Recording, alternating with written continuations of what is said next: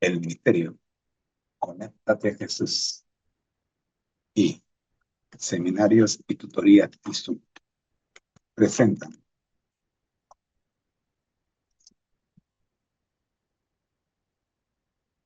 desde Panamá, Fuente del Mundo y Corazón del Universo, la serie Feliz para Siempre en su primer segmento.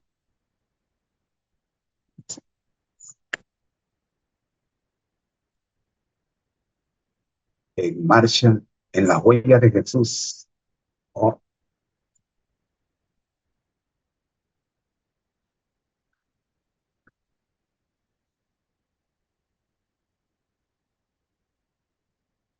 vamos con el repaso de la lección número 3 y seguidamente vamos a ver la introducción a la lección número 4. Escuchemos.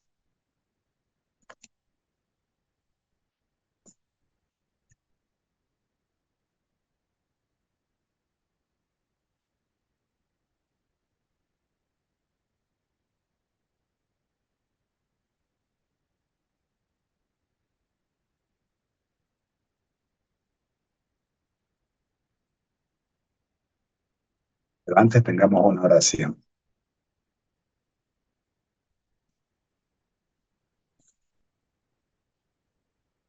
Nuestro Dios que estás en el cielo, gracias te damos por permitirnos en esta hora iniciar la transmisión de hoy, sábado 16 de agosto del 2025. Oramos, buen Dios, para que todos los hermanos y amigos estén bien de salud. La hermana Nora Santos, su hijo Paolo, su hija Jade, su hermana Gladys, que puedan disfrutar, Señor, de este sábado. Oramos por la hermana Elena hasta Nueva York, en la iglesia de City Tabernacle. Oramos hasta Cuba, la hermana Ramona Cruz, para que ella y su familia puedan tener, oh Señora, bendiciones en grandes en este y todos los días. Oramos, Padre Santo, por la administración a nivel mundial y nacional, para que juntos podamos compartir la palabra y preparar al mundo para el pronto regreso de nuestro Señor Jesucristo. Oramos en el nombre de Jesús. Amén. Escuchemos. El pan y el agua de la vida, el Dios que provee. Pasaje bíblico para estudiar, Éxodo 15, 22 a 18. Dios se preocupa. Cuando los israelitas salieron de Egipto, Dios los guiaba y les proveía no solo dirección, sino también alimento para todos. El Dios creador les proporcionó todo lo que necesitaban. La forma en que el Señor se ocupó de las necesidades cotidianas de los israelitas se describe en la sección de Éxodo 3 y 22 hasta el final del capítulo 18. Al mismo tiempo, Él les enseñó cómo responder apropiadamente y vivir en dependencia de aquel que los amaba más de lo que comprendían. Este pasaje bíblico tiene una clara estructura literaria. Dos historias milagrosas relacionadas con el agua forman la columna vertebral de la sección, y entre ellas se encuentran narraciones sobre el alimento en las que el Señor proveyó aún más suministros físicos mientras enseñaba a los israelitas cómo vivir en relación con Él. 1. Milagro, aguas amargas en Mara hechas dulces, Éxodo 15, 22-25a. 2. Instrucción, la promesa de Dios de salud, versículos 25b, 26. 3. Narrativa, oasis en Elim, versículo 27. 4. Milagros, codornices y maná del cielo con instrucción sobre cómo guardar el sábado. Éxodo 16, 1 a 36. 5. Milagro, agua de la roca, Éxodo 17, 1 a 7. 6. Maravilla de la oración, victoria sobre los amalecitas, versículos 8 a 16. 7. Narrativa, el consejo de Jetro, Éxodo 18, 1 a 27. El don del agua en Mara. Durante 3 días, Israel viajó por el desierto de Sur sin encontrar agua. Finalmente, el pueblo llegó a Mara, que significa amarga, pero el agua allí era impotable. En esta situación, el pueblo murmuró, Éxodo 15, 24. Por primera vez en el libro de Éxodo, Así, como en la Biblia, se lee sobre murmuración. Cuando el pueblo se quejó, Moisés clamó al Señor, siendo esta la tercera vez en Éxodo. Veas Éxodo 8, 12, 14, 15, 25. El Señor instruyó a Moisés qué hacer, y el agua amarga se endulzó cuando siguió las instrucciones de Dios arrojando un trozo de madera en ella. En el desierto, el agua es un producto vivificante. Es fuente y sustento de vida. El agua es vida. Uno solo puede sobrevivir unos pocos días sin ella. No es de extrañar que tengamos varias historias y milagros importantes relacionados con el agua en Éxodo y Números. Después, Israel acampó en Elim, donde había abundante agua con sus 12 pozos y la sombra de los 70 palmeras. La promesa especial de Dios. En medio de las quejas de los israelitas, Dios no solo les da agua, sino que también les ofrece una poderosa promesa con respecto a su salud. En el contexto de la sanación del agua, el Señor promete que no les traerá ninguna de las enfermedades, en hebreo, Macala, que trajo sobre los egipcios, Éxodo 15, 26, si escuchan atentamente y le obedecen. Para asegurar su promesa, Dios usa una fórmula divina. Yo soy el Señor que te sana, versículo 26. El Señor se refiere a las diversas enfermedades en conexión con las 10 plagas. Ninguna plaga caerá sobre los fieles. Más tarde, la promesa de Dios se repite y se fortalece. Adora al Señor tu Dios, y su bendición estará sobre tu alimento y tu agua. Quitaré la enfermedad en medio de ti. Éxodo 23, 25. El don de las codornices y el maná y la importancia del sábado. En el desierto de Sin, toda la comunidad israelita volvió a murmurar contra Moisés y Aarón. Éxodo 16, 2. Esta actitud negativa aparece especialmente en la narración del desierto, en la que esta expresión clave marca las historias de Israel de su vagar por el desierto. En el relato del maná y las codornices, la palabra dominante es la raíz hebrea LUN, que significa murmurar, gruñir o quejarse.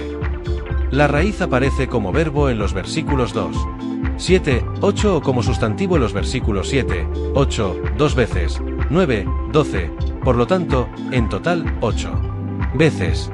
También aparece en el siguiente relato sobre el agua que brota de la roca en la narración de Refidim, Éxodo 17, 3. La misma idea de murmuración o queja aparece en Números 14, 2, 27, 29, 36, 4 y 11, 41, 17, 5, 10. Este término se usa fuera del Pentateuco solo. En Josué 9 y 18. El Señor respondió misericordiosamente a las murmuraciones de la gente que se quejaba de que no tenían la carne y otros alimentos que habían disfrutado en Egipto. Su discurso está lleno de exageraciones e ironía amarga.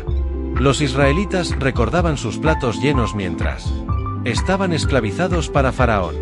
Sin embargo, el Señor prometió que les daría pan del cielo y además codornices. Dijo que por la tarde tendrían codornices y por la mañana pan del cielo. Sucedió exactamente como se predijo, Éxodo 4 y 13, 14. La sorpresa fue por la mañana porque nunca antes habían visto el maná, por lo que preguntaron, ¿qué es?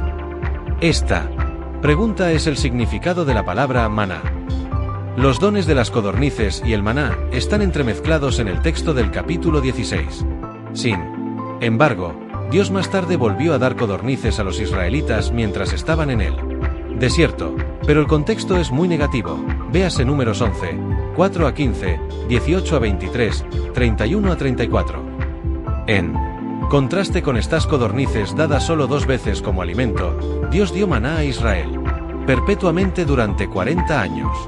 Dios enseñó a los israelitas cómo observar y vivir el sábado con el don del maná. El maná se llama pan del cielo, Juan 6 y 31, 32, que es una referencia a Éxodo 16, 4, era el pan que el Señor les dio, versículo 15. Durante 40 años en el desierto, Dios proveyó maná para los israelitas, versículo 35, y cesó solo cuando los israelitas celebraron su primera Pascua. En la tierra prometida, Josué 5, 10-12.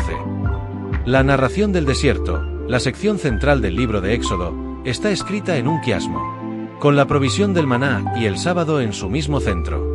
A Dios guía al pueblo, Éxodo 13, 17-22. B. Victoria sobre los egipcios, Éxodo 14, 1-15, 21. C. Provisión de agua en Mara, Éxodo 15, 22-27. D. Provisión de maná y sábado, Éxodo 16, 1-36. C. Provisión de agua en Refidim, Éxodo 17, 1-7. B. Victoria sobre los amalecitas, versículos 8-16. A. Moisés juzga al pueblo, Éxodo 18, 1-27, superíndice 2. Si uno entiende el libro desde la perspectiva de la geografía como el factor principal para estructurar todo el libro, entonces el capítulo 16 forma su centro. Este capítulo se centra principalmente en el sábado y en cómo vivirlo y celebrarlo correctamente. Por lo tanto, el don del sábado es el corazón de todo el libro de Éxodo, superíndice 1. Durante esos 40 años en el desierto, ocurrieron 4 milagros cada semana, enseñando a los israelitas la santidad del sábado. 1. El maná caía del cielo todos los días, excepto el sábado. 2. Si alguien recogía maná para el día siguiente durante la semana laboral, el maná se echaba a perder al día siguiente. 3. El maná caía en una porción doble el viernes, el día de preparación del sábado. Y 4. El maná recogido el viernes no se echaba a perder y se mantenía fresco para ser consumido en sábado. El Señor proveyó cada día para sus necesidades, por lo que cada día aprendían cuán dependientes eran de Él, ya que 6 días a la semana necesitaban salir a recoger maná. Otro milagro con el pan del cielo fue el mandato del Señor a Moisés de tomar un homer de maná, aproximadamente 2 litros, ponerlo en una jarra y luego colocarlo delante del testimonio, Éxodo 16, 34. Más tarde, se colocó en el arca del pacto, Hebreos 9, 4. NKJV, como recordatorio para las generaciones futuras. Este maná no se echó a perder a pesar de que el tiempo más largo para permanecer sin estropearse era solo de 2 días. Desde el viernes por la mañana hasta el sábado por la noche.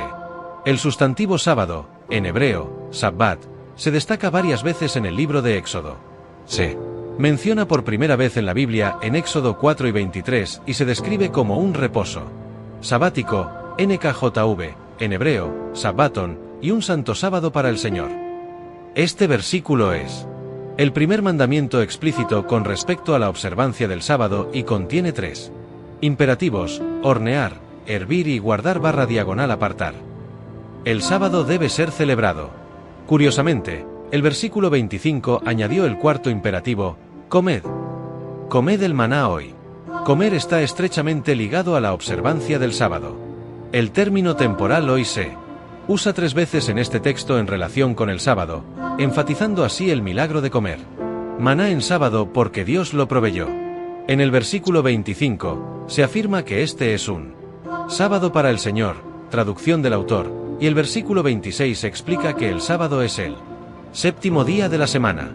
El versículo 30 conecta el sábado con el descanso, así que el pueblo descansó, en hebreo, Sabbat, en el 7º día. La trilogía de palabras clave en este pasaje de Éxodo 16, 23-30, sábado, hoy y descanso, vincula esta combinación con Hebreos 4, 7-10, donde Pablo también elabora sobre la idea de sábado, hoy y descanso. El término sábado aparece en Éxodo 16, 25, 26, 29, 20, 8, 10, 11, 31, 14, 15, 2 veces, 16, 2 veces, y 35, 2, 3. En el ápice de la historia del maná, cuando algunas personas salieron en sábado a recoger maná, Dios hizo una pregunta muy directa: ¿hasta cuándo se negarán a guardar mis mandamientos? Éxodo 16, 28. El Señor usa la palabra negarse para describir su acción deliberada. Necesitaban aprender que el sábado era un regalo, y se refuerza por el hecho de que el Señor les proporcionó el alimento, por lo que no necesitaban recoger maná por sí mismos en sábado. El sábado es un regalo especial de Dios a la humanidad. Génesis 2, 2, 3, Marcos 2, 27, 28. Agua de la roca. La historia del agua de la roca es una narración famosa. Moisés golpeó la roca, y brotó agua. Éxodo 17, 6. en referencia a este milagro del agua que brotaba de la roca en Refidim. El apóstol Pablo explica que Jesucristo era la roca, 1 Corintios 10, 4, que proporcionó el agua. En esa situación, la gente sedienta discutió y murmuró contra Moisés y puso a prueba al Señor, Éxodo 17, 2, 7. Este comportamiento demostró que no confiaban en que el Señor los ayudaría y resolvería el problema.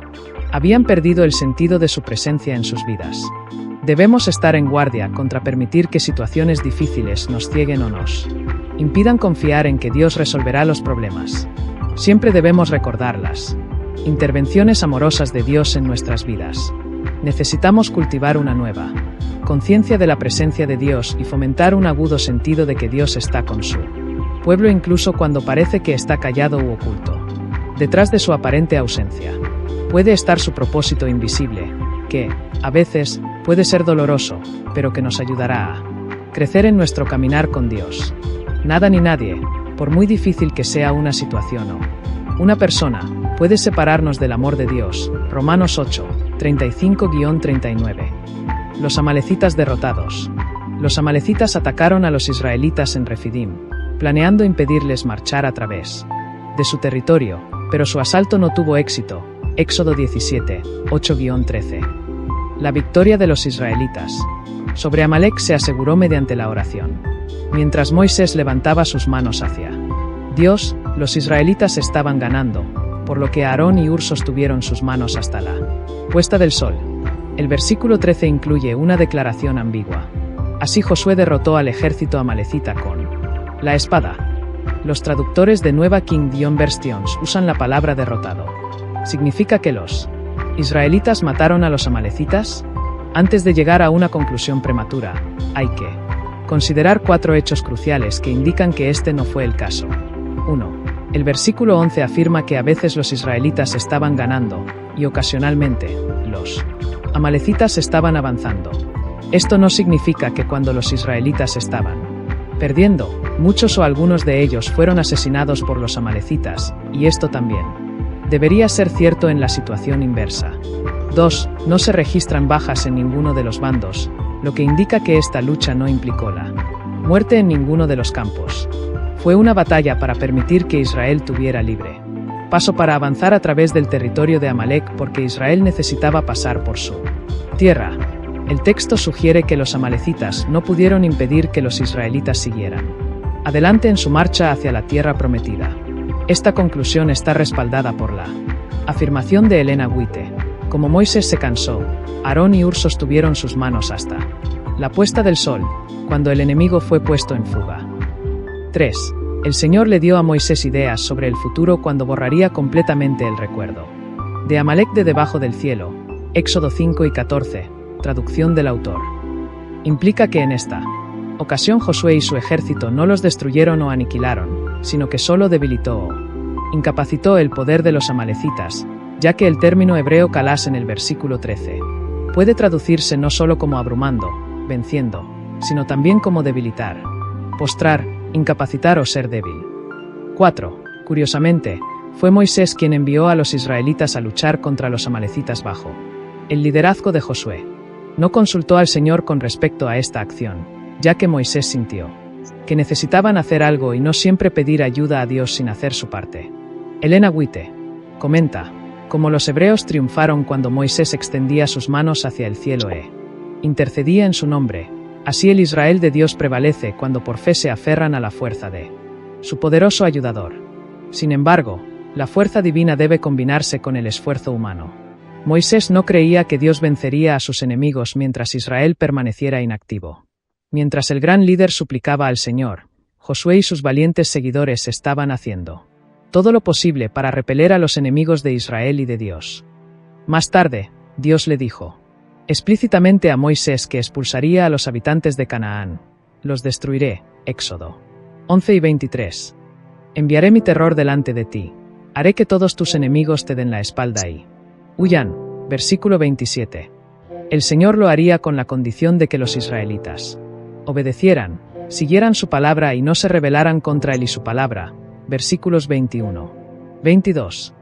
El sabio consejo de Jetro. Jetro era el suegro de Moisés y el sacerdote de Madián. recibió el glorioso informe de Moisés sobre cómo Dios había guiado a Israel, porque Moisés le contó todo lo que el Señor había hecho a Faraón y a los egipcios por causa de Israel y acerca de todas las dificultades que habían encontrado en el camino y cómo el Señor los había salvado. Éxodo 18, 8, NVI. Jetro se alegró de oír todas las cosas buenas. Versículo 9, y alabó al Señor y ofreció sacrificios a Dios, lo que fue seguido por un banquete en honor a Jetro. Al día siguiente, Moisés estaba extremadamente ocupado con diferentes disputas entre la gente. Jetro observó su agitado horario y le dijo claramente: lo que estás haciendo no es bueno. Versículo 17. Luego le dio a Moisés un consejo precioso, sugiriendo sabiamente que nombrara funcionarios en diferentes niveles para administrar los asuntos cotidianos de la vida. Estos líderes deben ser bien elegidos y deben ser capaces de liderar. Por lo tanto, debían ser personas de integridad. Deben, 1. Temer al Señor, véase versículo 21, la primera y principal cualidad crucial, ya que estos líderes necesitaban tomar todas sus decisiones con respecto a Dios y su voluntad y cultivar la presencia de Dios en sus vidas. 2. Ser dignos de confianza, versículo 21. Su reputación debe ser impecable, deben ser personas confiables con las que se pueda contar y en quienes se pueda confiar en sus palabras, y deben ser honestos y transparentes. Y 3. Aborrecer la ganancia deshonesta. Versículo 21. Lo que significa que no podían ser parciales o sobornables ni mostrar favoritismo. Estas características simples y fundamentales son esenciales para los grandes líderes espirituales. Moisés debía enseñar, instruir y orientar a estos líderes. Versículo 20. El texto bíblico describe la humilde reacción de Moisés. Moisés escuchó a su suegro e hizo todo lo que dijo. Versículo 24. ¿Qué lección de liderazgo? La grandeza radica en escuchar, colaborar, aceptar consejos y tener un espíritu de aprendizaje y humildad. No es de extrañar que esté escrito que Moisés fue el mejor modelo para otros profetas, Deuteronomio 34, 10-12, y aún así muy humilde, más humilde que cualquiera, Números 12, 3. Se le caracteriza como el siervo del Señor, Josué 1, 1, 2. Moisés nombró líderes sobre millares, cientos, cincuentas y decenas. Sirvieron como jueces para el pueblo, Éxodo 18, 26. Y Moisés solo se ocupaba de los casos difíciles. Es interesante observar cómo Moisés estaba aprendiendo y creciendo en sus habilidades de liderazgo. Era un líder centrado en Dios que reconocía el liderazgo de Dios en su vida y en Israel, un gran oyente, lleno de gratitud y alabanzas a Dios, y un visionario. Sin embargo, necesitaba aprender a delegar responsabilidades. Era enseñable y estaba abierto a nuevas ideas y mejoras sin tomárselas personalmente ni sentirse amenazado por ellas. ¿Qué ejemplo de liderazgo genuino?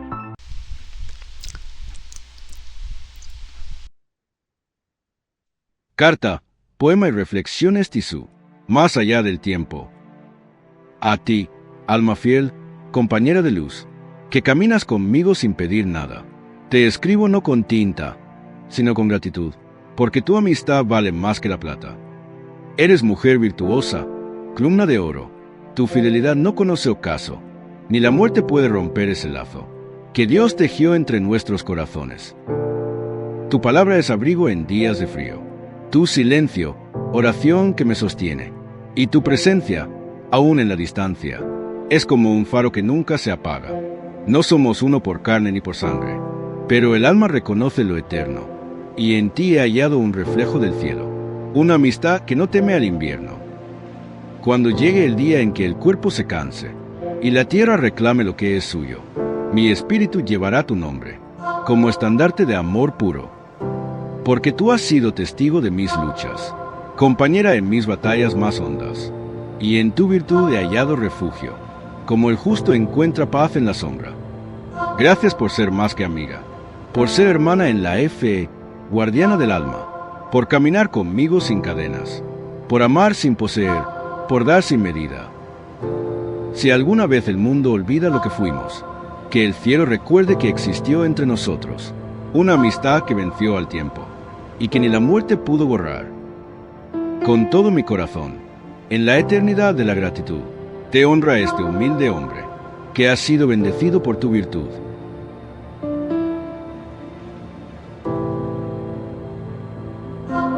Poemas y reflexiones. Reflexión. La verdadera amistad que trasciende la muerte. La verdadera amistad es un tesoro que no se mide en años, ni se desgasta con el tiempo. Es una alianza del alma, un pacto silencioso entre dos corazones que se reconocen en la virtud, la lealtad y el amor desinteresado. Cuando esta amistad florece entre un hombre y una mujer virtuosa, se convierte en una joya rara, más valiosa que el oro, porque su esencia no se compra ni se vende. Se cultiva con respeto, se fortalece con sacrificio y se eterniza con fidelidad. Más allá de la muerte. La amistad auténtica no termina con el último aliento. Cuando está cimentada en la virtud, en la fe y en el amor puro, se convierte en un lazo eterno. Aunque el cuerpo se apague, el recuerdo, el ejemplo y la presencia espiritual del amigo fiel siguen iluminando el camino del que queda. Es como una llama que no se extingue, una voz que sigue susurrando consuelo, una mirada que sigue guiando desde la eternidad. La mujer virtuosa, columna de oro. Una mujer virtuosa en la amistad es como una columna de oro macizo, firme, brillante, incorruptible. Su fidelidad no depende de las circunstancias, sino de su carácter. Ella no abandona en la tormenta, no traiciona en la oscuridad, no se aleja cuando el mundo se vuelve frío.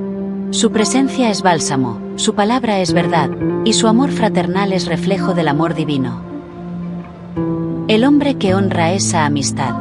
El hombre que reconoce y honra esta amistad con humildad y gratitud se convierte también en virtuoso. No busca poseer, sino proteger. No exige, sino entrega. Y en esa reciprocidad nace una amistad que no conoce fronteras, que no teme al tiempo, que no se doblega ante la muerte. Ejemplo bíblico.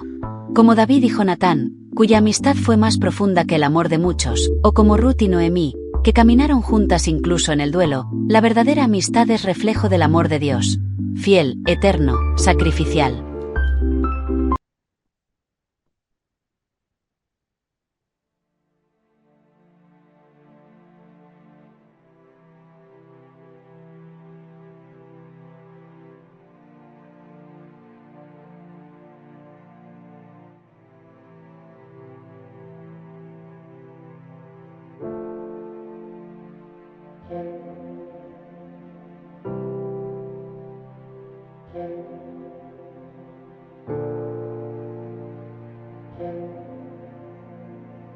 El ministerio, Conectate a Jesús, y seminarios y tutorías TISU presentan desde Panamá, Puente del Mundo y Corazón del Universo, la serie Feliz para Siempre. Pero muy buenos días, buenas tardes, buenas noches, no sé a qué hora me está escuchando usted ahora mismo. Nosotros estamos en la ciudad de Panamá, República de Panamá.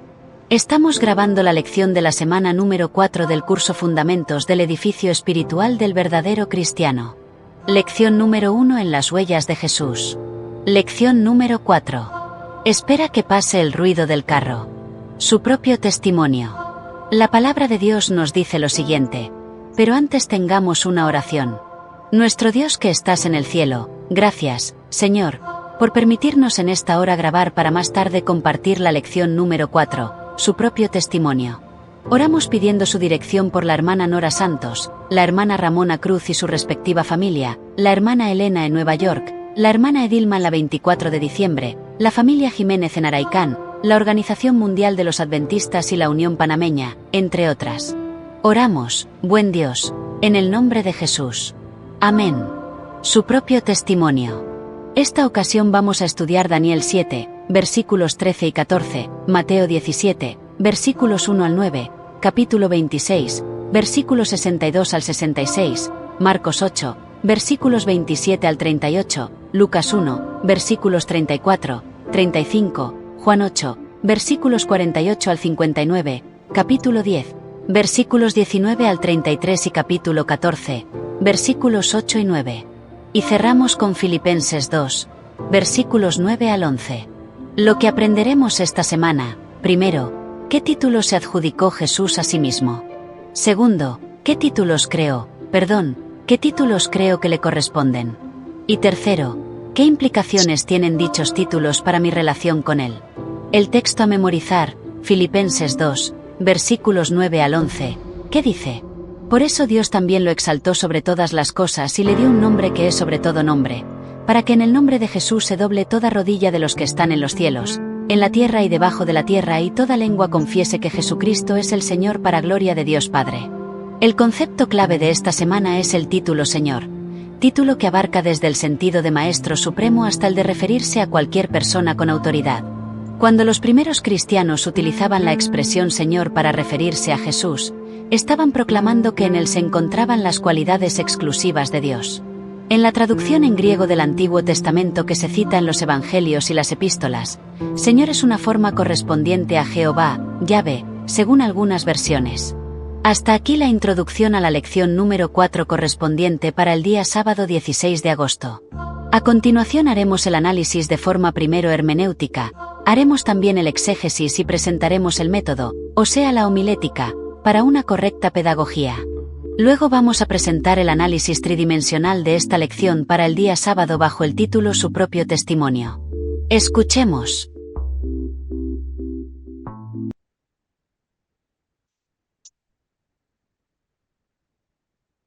El Ministerio Conectate a Jesús y Clases Privadas TISU presentan el repaso de la lección número 4. Claro, aquí está el análisis hermenéutico, exegético y homilético, seguido del análisis tridimensional de la lección para el día sábado, su propio testimonio. Análisis exegético. El análisis exegético se enfoca en el significado original de los textos, basándose en su contexto histórico, cultural y lingüístico. Daniel 7, 13 a 14. El título Hijo del Hombre que aparece en este pasaje es un concepto mesiánico. En su contexto original, no se refería a un ser humano común, sino a una figura celestial que recibiría dominio, gloria y reino directamente de Dios, un poder que no tendría fin. Su origen divino lo distinguía de los reinos terrenales representados por las bestias. Jesús, al usar este título para sí mismo, como se ve en otros evangelios, se está identificando con esta figura mesiánica y divina, no con un simple ser humano. Filipenses 2, 9 a 11. El concepto clave de esta lección, el título Señor, Kyrios, es crucial. En el contexto de la Septuaginta, la traducción griega del Antiguo Testamento, Kyrios se usaba para traducir el nombre divino YHWH, Jehová. Por lo tanto, cuando los primeros cristianos, muchos de ellos judíos, proclamaban a Jesús como Señor, estaban haciendo una afirmación radical y monoteísta, que Jesús poseía la misma divinidad de Dios Padre. La exaltación de Jesús por Dios es un acto que lo coloca en un nivel de adoración exclusivo para Dios. Análisis hermenéutico. La hermenéutica adapta el significado exegético de los textos a un contexto actual, extrayendo lecciones relevantes para la vida del creyente hoy. Identidad en el mundo actual. En una época donde la identidad se construye a menudo en las redes sociales, con títulos autoimpuestos, la lección nos invita a reflexionar sobre la autenticidad. Jesús no se apropió de los títulos de la gente, Rey de los judíos, sino que usó un título que proclamaba su origen celestial y autoridad final, Hijo del Hombre. La lección nos reta a preguntarnos, ¿qué títulos usamos para definirnos y qué títulos usamos para definir a Jesús? Humildad y exaltación. El texto de Filipenses 2 muestra que la exaltación de Jesús vino después de su humillación. Esto es un modelo de vida.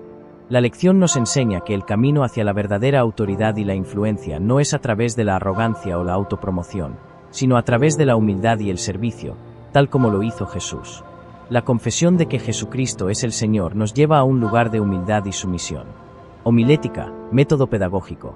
Para una presentación efectiva, se puede estructurar la lección de la siguiente manera. Enganche, comience con la pregunta ¿cómo te defines a ti mismo? Y pida a la audiencia que piense en los títulos que se dan o que le dan a los demás, padre, hijo, profesional, amigo, etc.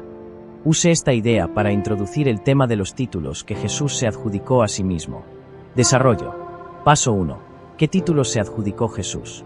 Analice Daniel 7, 13 a 14 para explicar el concepto del Hijo del Hombre, y por qué era un título divino y poderoso. Paso 2. La confesión de Pedro. Analice Marcos 8, 27-29 donde Jesús pregunta a sus discípulos quién dicen que es, y Pedro responde tú eres el Cristo. Jesús, luego, les prohíbe decirlo, pero comienza a hablar del Hijo del Hombre, revelando que este era su título preferido. Paso 3. El título más elevado, Señor. Introduzca el concepto de Kyrios y la conexión con el nombre de Dios en Filipenses 2, 9 a 11. Explique que la adoración total que se le da a Dios en el cielo, como vimos en Apocalipsis 4, es la misma adoración que se le debe a Jesús. Aplicación. Anime a la audiencia a una reflexión personal con las preguntas de la lección. ¿Qué títulos creo que le corresponden a Jesús? ¿Qué implicaciones tienen dichos títulos para mi vida? Por ejemplo, si Él es el Señor, ¿a quién sirvo? Si Él es el Hijo del Hombre, confío en su regreso y su reino. Cierre. Use el texto para memorizar, Filipenses 2, 9 a 11, para terminar con un llamado a la acción, a confesar con la boca y con la vida que Jesucristo es el Señor. Análisis tridimensional de la lección. El análisis tridimensional, espiritual, mental, físico/material, permite una aplicación completa del mensaje a todas las facetas de la vida. Dimensión espiritual. Mensaje principal. La lección espiritual es que Jesús, por su propio testimonio, es mucho más que un profeta o un Mesías terrenal. Su identidad como Hijo del Hombre y Señor lo coloca en una posición de divinidad absoluta. La fe cristiana se basa en reconocer esta verdad y someterse a ella. Aplicación a la vida. Esto significa que tu fe debe ser una sumisión total a la autoridad de Jesús. No se trata solo de seguir sus enseñanzas, sino de reconocer su señorío sobre cada aspecto de tu vida. Dimensión mental. Mensaje principal. El texto te invita a un ejercicio de pensamiento crítico para discernir los títulos y la verdadera identidad de Jesús. Jesús sabía que los títulos de la gente no definían su misión. Su pregunta a los discípulos, ¿quién dicen los hombres que soy yo?, te reta a ir más allá de la opinión popular y a formar tu propia convicción basada en la revelación bíblica. Aplicación a la vida. En una época de desinformación, donde las verdades se construyen en las redes sociales, la lección te equipa para ser un creyente pensante. No sigas a Jesús por lo que dicen los demás, sino por una convicción mental que te lleva a la verdad de quién es Él. Dimensión física o material. Mensaje principal. El título Señor tiene implicaciones físicas muy claras. El texto de Filipenses 2 dice que toda rodilla se doblará y toda lengua confesará su señorío. Esto no es solo una declaración espiritual, sino una acción física de sumisión y adoración. Aplicación a la vida. El mensaje te llama a una respuesta tangible. Si Jesús es el Señor, entonces tu vida material, tus finanzas, tu tiempo y tus acciones deben reflejar esa verdad. El señorío de Jesús no es una teoría, es una realidad que se vive y se demuestra con el cuerpo, el corazón y la mente. A continuación, se presenta el capítulo 5 de Apocalipsis, sin la numeración de los versículos y en la versión Reina Valera 1960. Apocalipsis 5. Y vi en la mano derecha del que estaba sentado en el trono un libro escrito por dentro y por fuera, sellado con 7 sellos. Y vi a un ángel fuerte que pregonaba a gran voz: ¿quién es digno de abrir el libro y de desatar sus sellos? Y ninguno, ni en el cielo ni en la tierra ni debajo de la tierra, podía abrir el libro, ni aun mirarlo. Y lloraba yo mucho, porque no se había hallado a ninguno digno de abrir el libro, ni de leerlo, ni de mirarlo. Y uno de los ancianos me dijo: no llores. He aquí que el león de la tribu de Judá, la raíz de David, ha vencido para abrir el libro y desatar sus 7 sellos. Y miré, y vi que en medio del trono y de los 4 seres vivientes, y en medio de los ancianos, estaba en pie un cordero como inmolado, que tenía 7 cuernos y 7 ojos, los cuales son los 7 espíritus de Dios enviados por toda la tierra. Y vino, y tomó el libro de la mano derecha del que estaba sentado en el trono. Y cuando hubo tomado el libro, los 4 seres vivientes y los 24 ancianos se postraron delante del cordero. Todos tenían arpas y copas de oro llenas de incienso, que son las oraciones de los santos, y cantaban un nuevo cántico, diciendo: digno eres de tomar el libro y de abrir sus sellos, porque tú fuiste inmolado, y con tu sangre nos has redimido para Dios, de todo linaje y lengua y pueblo y nación, y nos has hecho para nuestro Dios reyes y sacerdotes, y reinaremos sobre la tierra.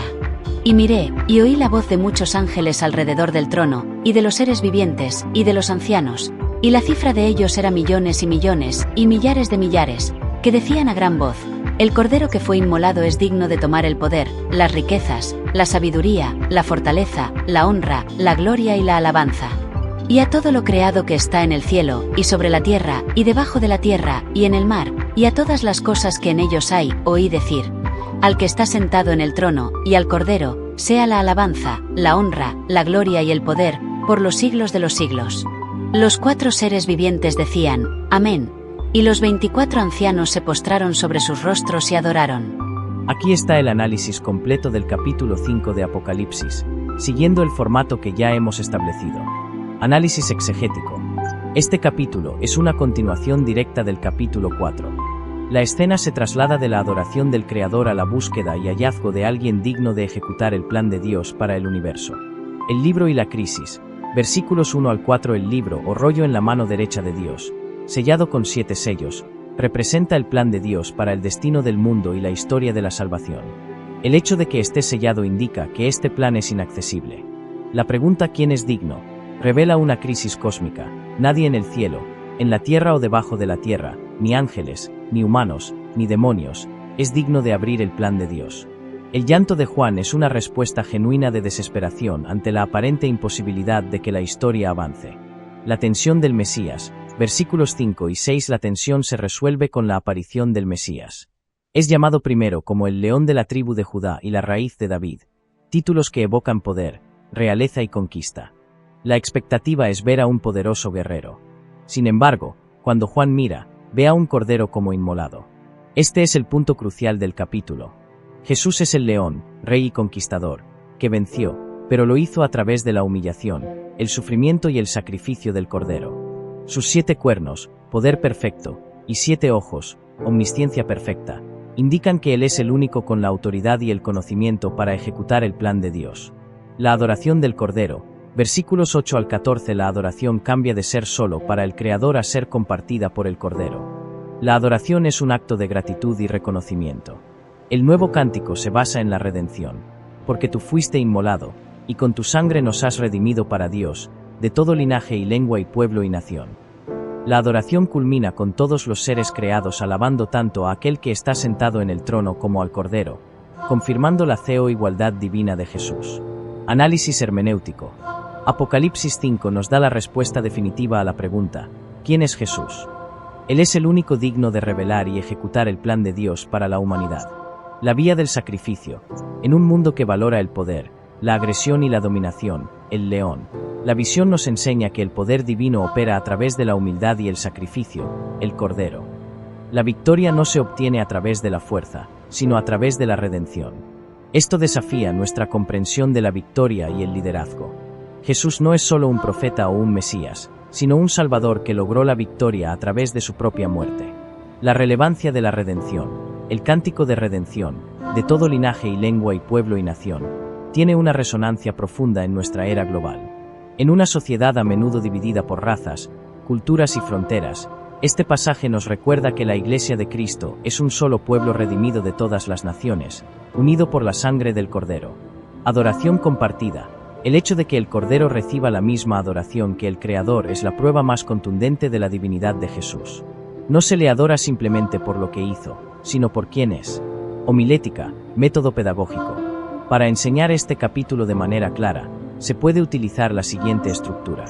Introducción, el dilema cósmico. Comience con un problema. ¿Qué harías si tuvieras un plan para arreglar el mundo, pero nadie pudiera ejecutarlo? Esto refleja el problema del libro sellado. Desarrollo, la sorpresa de la victoria.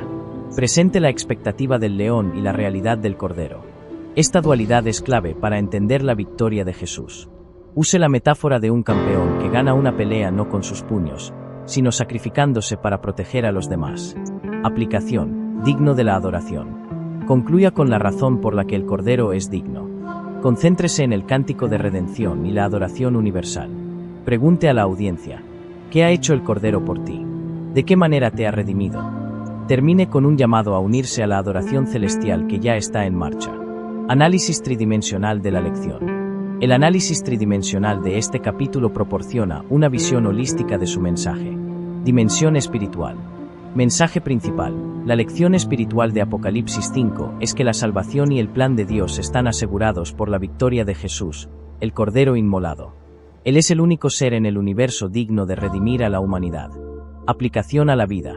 El mensaje te llama a depositar tu esperanza y fe en la obra redentora de Jesús. Tu salvación no depende de tus obras, sino de la dignidad y el sacrificio del Cordero. Dimensión mental. Mensaje principal. El capítulo desafía la lógica humana al presentar la victoria a través de la derrota. La imagen del cordero inmolado que vence al león obliga a la mente a redefinir el poder. Aplicación a la vida. Este pasaje te invita a un cambio de mentalidad radical, a dejar de lado la idea de que la fuerza o la dominación traen la victoria. La sabiduría divina se manifiesta en la humildad y el sacrificio de Jesús. Dimensión física o material. Mensaje principal: la redención no es solo un concepto espiritual, sino una realidad que tiene consecuencias físicas y materiales. El cántico de la redención incluye a todo linaje y lengua y pueblo y nación, lo que tiene una implicación física de unidad en la diversidad. Aplicación a la vida. El mensaje te insta a vivir como parte de esta comunidad global y redimida. Te llama a una respuesta física de adoración, postrarse, arpas, etc., y a vivir una vida que honre la diversidad de la creación de Dios.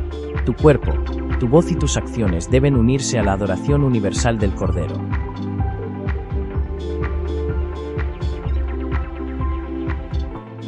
A continuación, se presenta el capítulo 5 de Apocalipsis, en un análisis especial realizado por Rosita. Apocalipsis 5. ¿Quién es digno? En Apocalipsis 4, se invita a Juan a subir para ver la sala del trono celestial, donde Dios, el Padre, está sentado en su trono. Vimos que Dios es el único que debe ser adorado porque es nuestro Creador. Ahora, en Apocalipsis, capítulo 5, se le muestra a Juan a otra persona de la Trinidad, el Cordero. ¿Qué representa este Cordero? ¿Por qué aparece en la sala del trono de Dios? Juan ve que Dios, el Padre, tiene un libro en su mano derecha que está escrito por dentro y por fuera, sellado con 7 sellos. Y se hace una pregunta: ¿quién es digno de abrir el libro y desatar sus sellos? Apocalipsis 5, versículos 1 y 2. La respuesta se da en el versículo 3. Y ninguno, ni en el cielo ni en la tierra ni debajo de la tierra, podía abrir el libro, ni aun mirarlo. ¿Qué significa que no había nadie digno de abrir el libro o siquiera de mirar dentro de él? El comentario bíblico adventista nos dará una idea del significado de la palabra digno. La capacidad de abrir el libro no es una cuestión de fuerza, dignidad o posición, sino de victoria y valor moral. Véase Apocalipsis 5, versículo 5, Apocalipsis 4, versículo 11. Ningún hombre significa ninguno, incluyendo no solo a los hombres sino a todos los seres del universo. Cuando Juan vio que nadie era digno de abrir el libro, lloró mucho. Pero uno de los 24 ancianos le dijo que no llorara porque el león de la tribu de Judá, la raíz de David, ha prevalecido para abrir el libro y desatar sus 7 sellos. Apocalipsis 5, versículos 4 y 5. Este título, el león de la tribu de Judá, probablemente se basa en Génesis 49, versículo 9. Cristo nació de la tribu de Judá, véase Mateo 1, versículo 2. La figura de un león significa fuerza, Apocalipsis 9, versículos 8 y 17, Apocalipsis 10, versículo 3, Apocalipsis 13, versículos 2 y 5, y Cristo ha obtenido la victoria, véase más adelante, ha vencido, en la gran controversia con el mal. Esto es lo que le da el derecho de abrir el libro, véase Apocalipsis 5, versículo 7. Cabe señalar, además, que en el papel de el león de la tribu de Judá, Cristo aparece como aquel que venció, el triunfante, el que defiende la causa de su pueblo. En el versículo 6, aparece como un cordero como inmolado, el que los había redimido. Comentario bíblico adventista de Apocalipsis 5, versículo 5. ¿Qué significa esto para nosotros? En Apocalipsis 4, versículo 11, leemos que Jesús es digno de recibir gloria, honor y poder porque Él creó todas las cosas y por medio de Él existen. En Apocalipsis 5, versículos 9 y 10, se lee lo siguiente: digno eres de tomar el libro y de abrir sus sellos, porque tú fuiste inmolado, y con tu sangre nos has redimido para Dios, de todo linaje y lengua y pueblo y nación. 10 Y nos has hecho para nuestro Dios reyes y sacerdotes, y reinaremos sobre la tierra. Jesús nos creó. Existimos gracias a Él. Él sostiene el universo en el que vivimos. Aunque pecamos y nos quedamos cortos de la gloria de Dios, Romanos 3, versículo 23, Él murió por nosotros y nos redimió. Pagó un rescate por nosotros con su propia vida. Y nos ha hecho reyes y sacerdotes de nuestro Dios, nuestro Padre, Apocalipsis 5, versículo 10. Y reinaremos en la tierra para siempre con Él.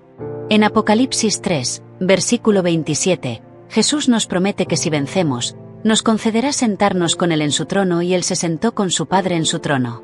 Estas promesas son ciertas y verdaderas. Apocalipsis 21, versículo 5. El que venciere heredará todas las cosas, y yo seré su Dios, y él será mi hijo. Apocalipsis 21, versículo 7. El Señor viene pronto, y trae consigo su recompensa para dar a cada uno según sea su obra. Apocalipsis 22, versículo 12. Que seamos encontrados listos y fieles cuando Él venga para que podamos heredar todas las cosas que nos ha prometido. Bendiciones.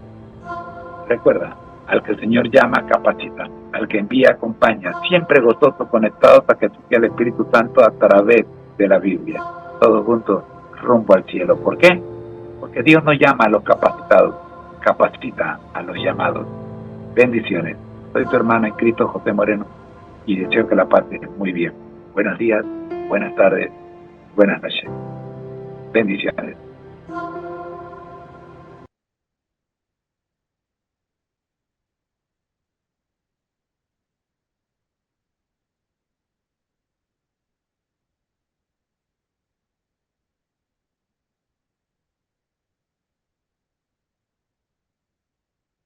Y llegamos al final de nuestra programación para el día de hoy. Queremos de todo corazón agradecer a todos los que están conectados en cada una de las distintas plataformas donde estamos. Vamos a orar. Dios nuestro y Señor Jesucristo, hoy, Señor, es tu día. Hoy tenemos una cita, Señor. Hoy tenemos un encuentro. Hoy es sábado. Hoy nos queremos gozar en espíritu y en verdad, como cada día, pero con un toque especial, ya que hoy nuestra mente se libera de todo pensamiento que no te honre y te alabe, de las inquietudes del producir y de el resolver problemas para vivir en tranquilidad durante 24 horas, dejando, oh Padre Santo, todas las cosas en vuestras manos. Hoy, Padre Santo, queremos ponerle a sus pies a la hermana Nora Santo, y a sus hijos Paolo y Jade, y a su hermana Gladys. Tome, oh Señor, y haga su voluntad en cada uno de los miembros de esta familia y de toda la familia extendida. Oh Padre Santo, comenzamos un caminar con muchas preguntas y dudas, pero gracias, oh Dios, al seminario Fundamentos del Edificio Cristiano, basado en la guía de estudios de la Escuela Sabática para Nuevos Creyentes. Luego de muchos años de caminar, finalmente le estamos dando respuesta a cada una de esas inquietudes. Gracias, Padre. Gracias a su Espíritu Santo, que condujo, Padre Santo, a los administradores a diseñar esta guía de estudio. Oramos, buen Dios, por los hermanos que, como este servidor, han caminado algún tiempo, pero que tienen muchas lagunas, que como nosotros en persona teníamos y vamos rellenando a través de la serie Guía de Escuela Sabática para Nuevos Creyentes, que este estudio de la Biblia se proporcione, se promueva más de lo que está siendo promovido en la actualidad. Que los hermanos no vean el título, está dirigido a nuevos creyentes, sino que vean, oh Señor, que contiene los elementos que cubren las distintas lagunas que existen en nuestro fundamento espiritual.